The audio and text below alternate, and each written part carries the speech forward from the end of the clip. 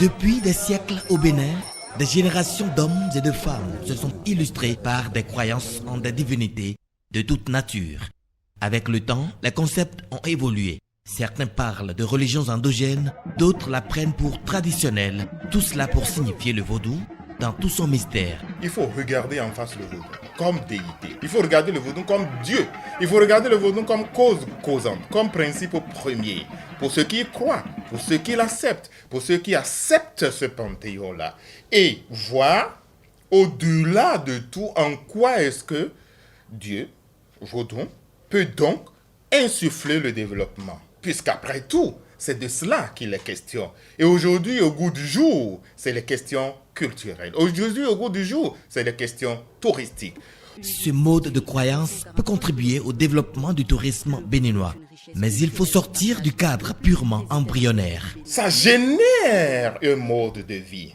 Ça génère une pensée. Ça génère une culture. Ça génère une philosophie. Donc, toute cette culture générée par Dieu, vaudou, peut être objet de tourisme.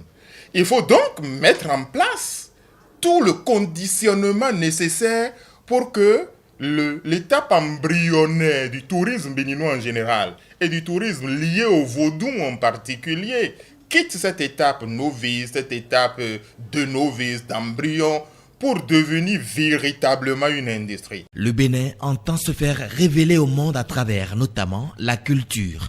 De ce point de vue, les infrastructures touristiques doivent être réhabilitées. Sur le plan de la restauration, sur le plan de l'hôtel, sur le plan de la formation, hôtellerie je veux dire, sur le plan de la formation, sur le plan même de la valorisation des circuits touristiques liés au vaudou, liés à ce dieu, les frasques, les chansons sacrées, les modes vestimentaires, les paroles, les lieux, la visite de ces lieux-là. Il faut que on sorte du niveau d'amateurisme, d'amateur, pour aller vers une industrie de professionnels, pour qu'enfin le vaudou se révèle dans sa dimension touristique à tous ceux à qui il peut se révéler. Les acteurs du vaudou invitent les uns et les autres à cesser de lier ce mode de croyance à la négativité et à le restituer dans son panthéon originel en vue d'apporter de la plus-value à l'économie nationale.